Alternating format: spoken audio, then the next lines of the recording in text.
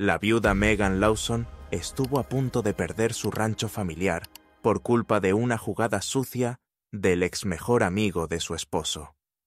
Wesley King, escondido tras papeles legales y falsas intenciones, intentó arrebatarle todo lo que le quedaba.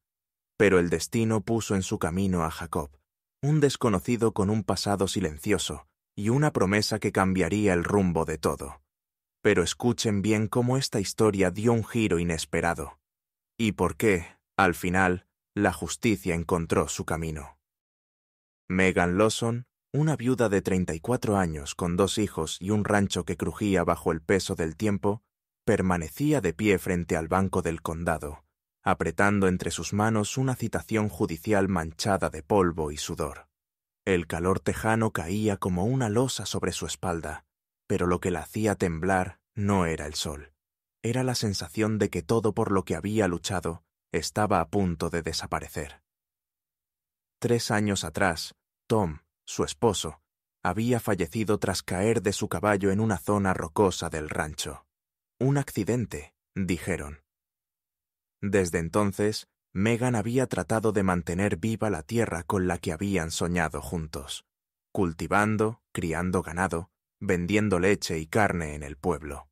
No era mucho, pero era suyo, hasta que el banco, ciego a su esfuerzo y a la memoria de su esposo, decidió ejecutar la deuda.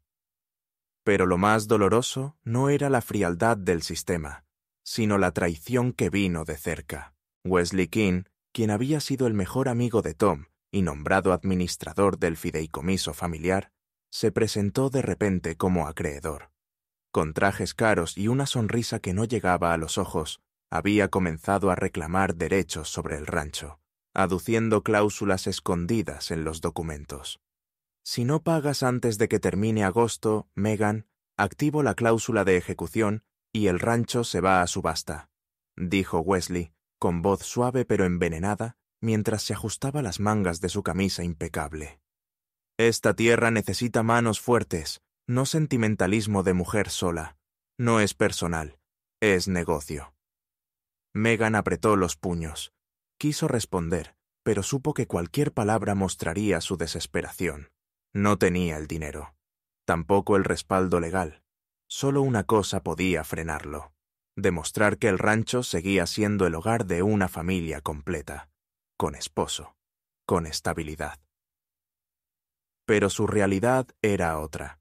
Criaba a sus hijos sola, trabajaba de sol a sol y por las noches repasaba los documentos una y otra vez, buscando una salida que no encontraba. Estaba segura de que Wesley había manipulado las condiciones del testamento, tal vez con firmas alteradas o fechas movidas, pero demostrarlo requería tiempo, y ese tiempo se le escapaba entre los dedos como la arena que barría del porche cada amanecer. Una noche, mientras servía café recalentado a su amiga Ellie, soltó lo que había estado guardando: el miedo de perderlo todo. Ellie, con su manera directa y sin rodeos, la miró fijo y le dijo: «Entonces haz lo que hacen en las películas. Consigue un esposo falso, solo para cubrir el trámite. Nadie tiene por qué saber la verdad». La idea le pareció absurda, peligrosa, casi ridícula, pero cuanto más la pensaba, más lógica encontraba. No era un crimen, era una defensa, un intento desesperado de ganar tiempo, de proteger lo que le quedaba. Al día siguiente, escribió un anuncio breve, casi avergonzada de sí misma, y lo clavó en el tablón de la cafetería del pueblo. «Se busca hombre para matrimonio temporal. No puedo pagar. Ofrezco techo, comida y algo de dignidad compartida. Rancho Lawson. Aislado pero digno». No puso su número, solo una dirección. Sabía que quien respondiera lo haría en persona, y así fue. La mañana siguiente, el sonido de un motor viejo la sacó de su rutina. Desde la ventana de la cocina vio un camión oxidado detenerse frente a la cerca. De él bajó un hombre alto, delgado, con una chaqueta de cuero gastada y una barba descuidada. Caminaba con la calma de quien ya ha estado en lugares peores. Un rostro marcado por un viejo corte en la mejilla y ojos grises, que observaban todo con la serenidad de alguien que no necesitaba impresionar a nadie. Se paró frente al portón y dijo, con voz firme: «Soy Jacob. Vi el anuncio. No hago muchas preguntas. Cumplo lo que prometo. Solo necesito un lugar donde estar por un tiempo. Tú me das techo. Yo te doy marido. Por ahora». Megan se quedó helada. Era un completo desconocido. Una parte de ella gritaba que cerrara la puerta y no se metiera en problemas. Pero había algo en él. No exactamente confianza, pero sí una tristeza honesta. Como si no fingiera ser alguien. Como si ya no tuviera nada que perder. «¿Tienes antecedentes?», preguntó sin pensar. «No que debas temer», respondió él. «Solo pasado». Ella dudó unos segundos eternos. Luego asintió despacio. «De acuerdo», dijo finalmente. «Pero hay reglas». Él solo asintió una vez, y con ese gesto el trato quedó sellado. Y así comenzó todo. El juez, tras revisar los documentos y observar la inusual pero legal unión entre Megan y Jacob, decidió postergar la audiencia hasta el otoño. Argumentó que necesitaba aclarar las circunstancias familiares antes de tomar una decisión definitiva sobre la propiedad. Wesley King salió del juzgado con los labios apretados y las manos crispadas. Sabía que algo no encajaba. Olfateaba una trampa, pero no podía probar nada. En los papeles, Megan y Jacob eran un matrimonio legítimo. Ningún detalle estaba fuera de lugar, por ahora. En los días que siguieron, Wesley contrató a un investigador privado, un hombre silencioso y meticuloso, acostumbrado a rastrear lo que otros trataban de enterrar. Pero Jacob era como una sombra bien entrenada, sin huellas visibles, sin historial público, o, tal vez, demasiado hábil para dejarse rastrear. Eso enfurecía aún más a Wesley. Mientras tanto, Jacob se convirtió en parte viva del rancho. Arregló el viejo sistema de agua, domó 2 caballos jóvenes que nadie había logrado montar, reconstruyó el corral que se caía a pedazos desde hacía años. No hablaba mucho, pero su presencia era constante. Estaba allí al amanecer, en el campo, y al anochecer, reparando cercas o limpiando herramientas.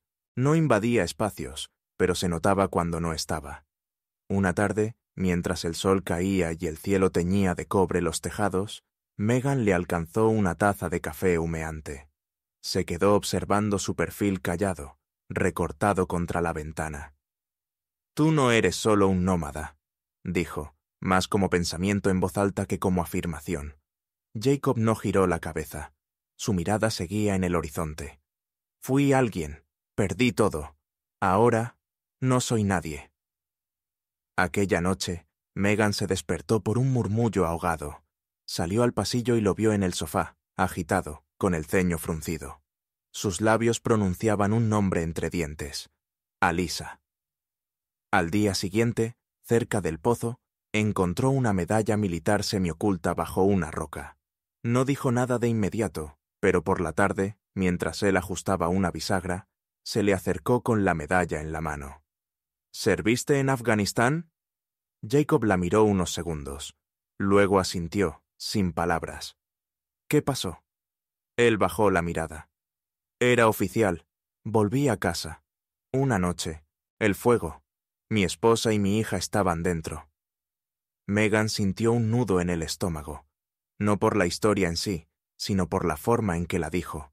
No había drama en su tono. Solo vacío.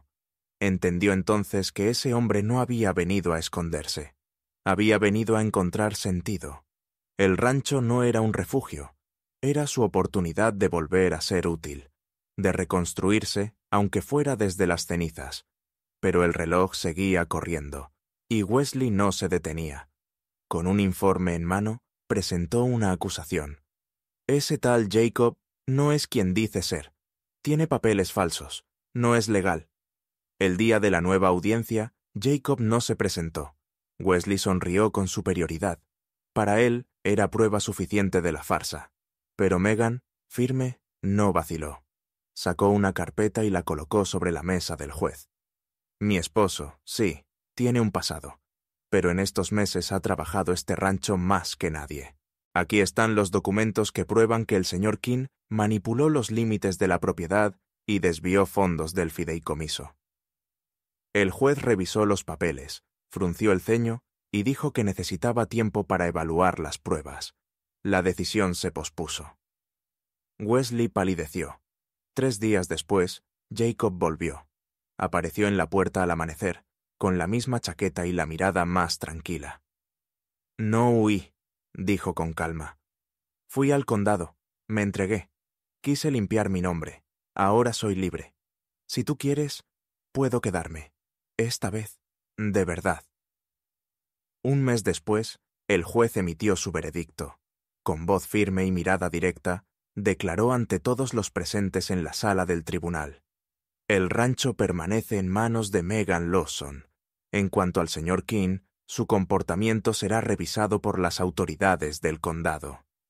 Las palabras cayeron como un martillo justo. Wesley, impasible hasta entonces, fue escoltado por los alguaciles.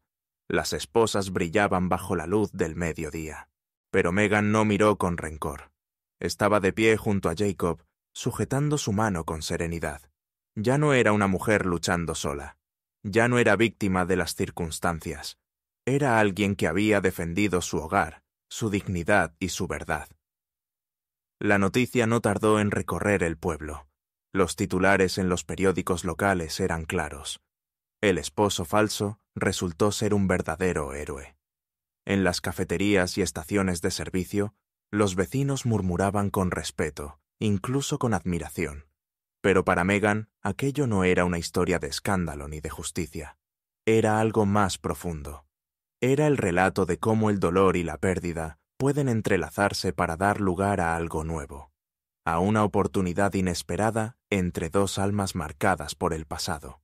Una tarde, mientras el viento arrastraba el aroma de heno recién cortado por el porche del rancho, Jacob rompió el silencio con una pregunta suave. «Si pudieras volver atrás, ¿colgarías ese anuncio otra vez?» Megan lo miró con una sonrisa que nacía desde lo más hondo. «No», dijo con ternura. «Esta vez te buscaría yo». En ese instante, ambos comprendieron que no habían sido salvados por un acuerdo ni por una fachada. Habían sido salvados por la confianza, la paciencia y la voluntad de volver a creer. El rancho Lawson respiraba de nuevo, y lo hacía con fuerza.